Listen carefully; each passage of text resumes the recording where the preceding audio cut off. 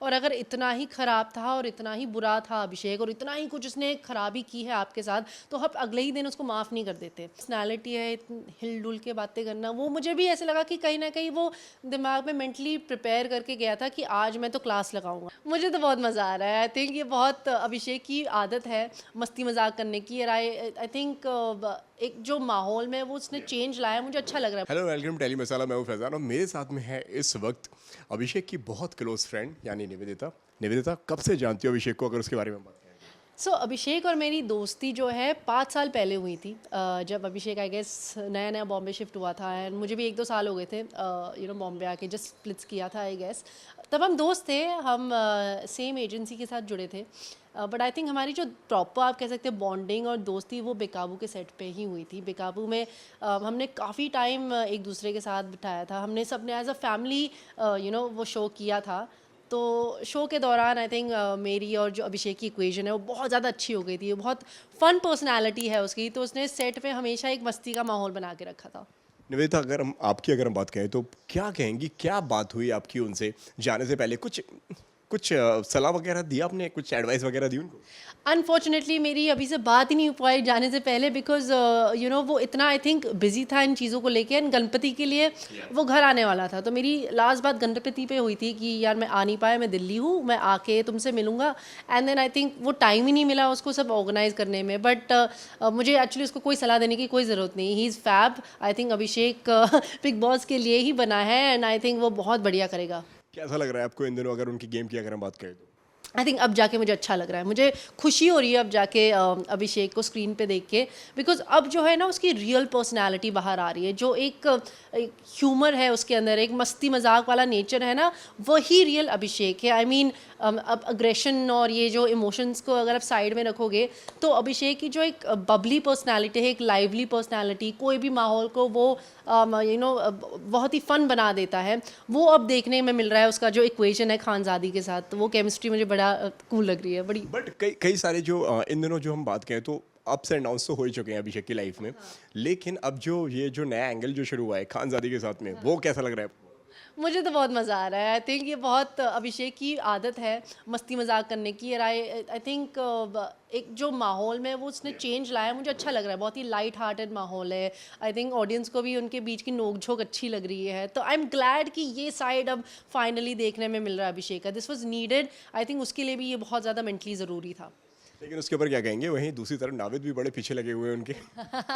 ये एक अलग कहानी चल रही है उनकी। आई मीन मुझे हंसी भी आ रही है। दोनों के हैशटैग बन गए हैं, दोनों के बारे में लोगों ने गैस लगाने शुरू कर दिए हैं कि भाई इन दोनों को ना साथ में डेट करना चाहिए, ट्राई करना चाहिए।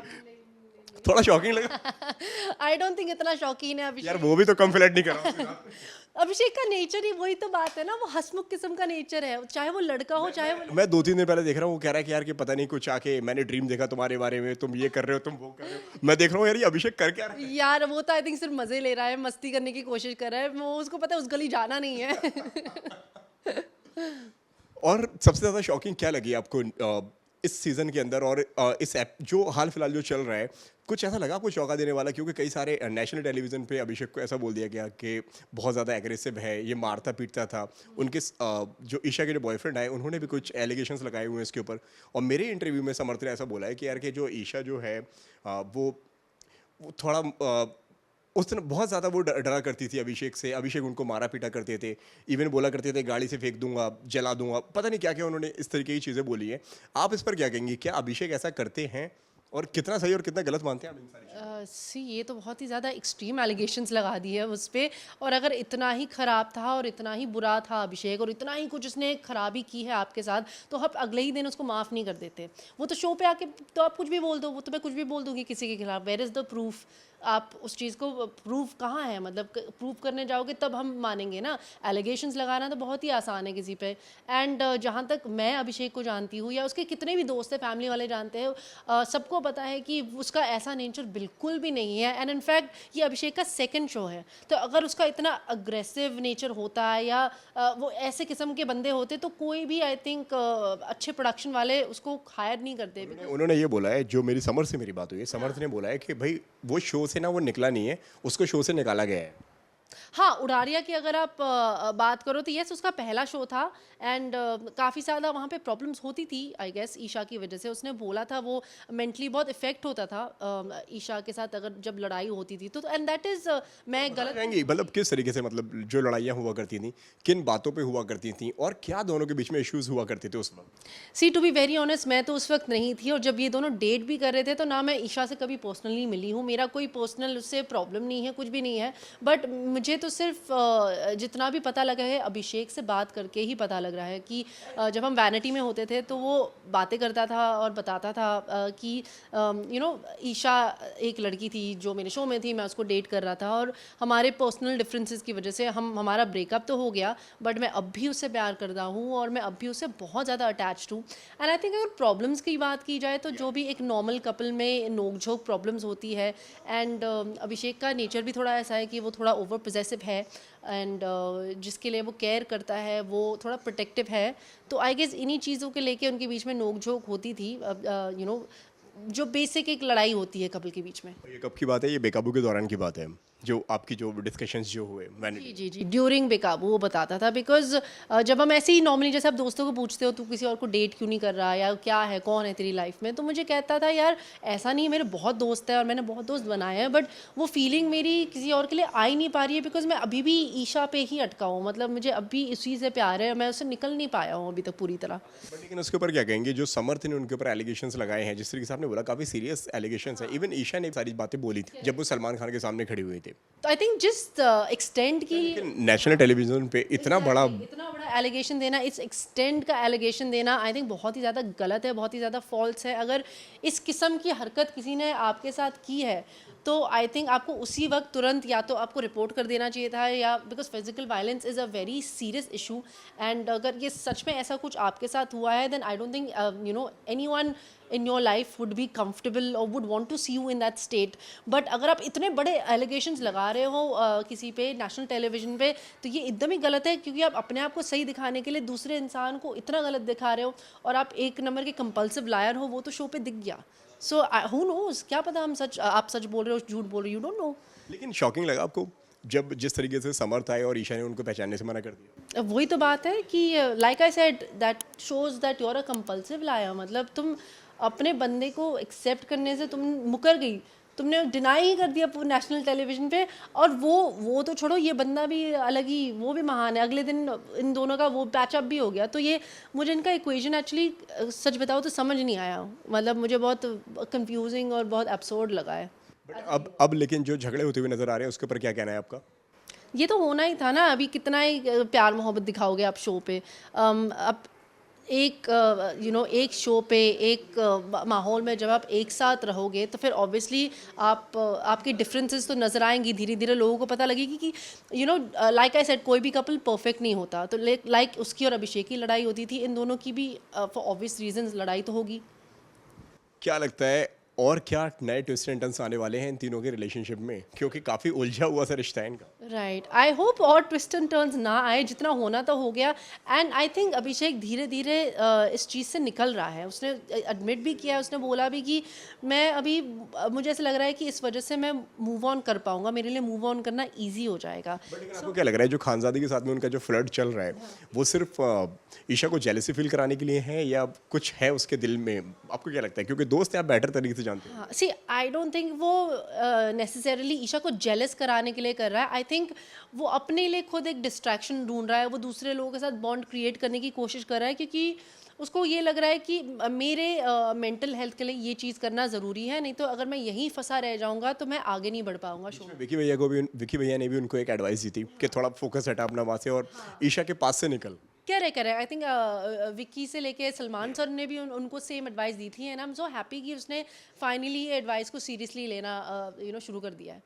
बट लेकिन थोड़ा आपको वो शॉकिंग नहीं लगा कि जिस तरीके से बहुत सारे लोगों ने घर में ऐसा बोला कि समर्थ बात सही कह रहा है लेकिन जो कह रहा है थोड़ी वो ओवर एक्टिंग लग रही है और थोड़ा वो उनका जो एटीट्यूड है थोड़ा वो गलत लग रहा है। उस आपको कुछ ऐसा लगा? ओवर इवन बिग बॉस ने भी ये सारी चीज़ें कही जब नॉमिनेशन के टास्क के दौरान जब नॉमिनेट किया जा रहा था तो अनुराग वहाँ पे कुछ कहते हैं कि यार कि जब घर में समर्थ आए तो वो कुछ एक एनर्जी लेकर आए। हाँ। लेकिन जब जिसके ऊपर उन्होंने रिटर्न में पूछा बोलते हैं कि किस तरीके की एनर्जी, तो आपको ओवर एक्टिंग पसंद है?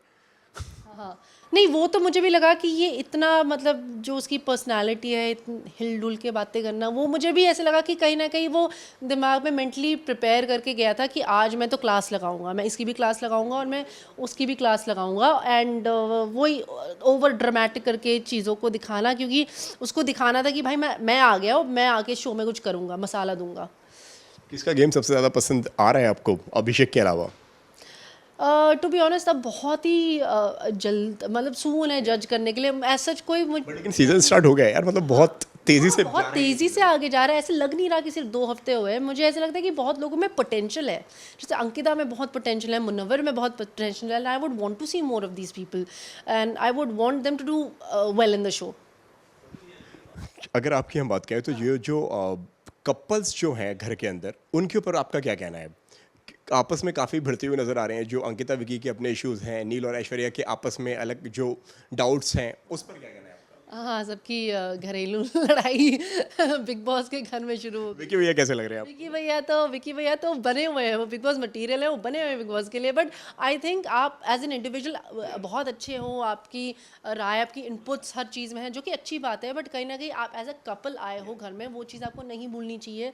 जो आपकी आपकी वाइफ के साथ इक्वेशन है, उसको नहीं भूलना चाहिए, वो आपको बैलेंस करके चलना पड़ेगा। कौन किसको दबाते हुए यहाँ पे नजर आ रहा है? डोमिनेट कौन किसको कर रहा है? आपको क्या लगता है बतौर दर्शक?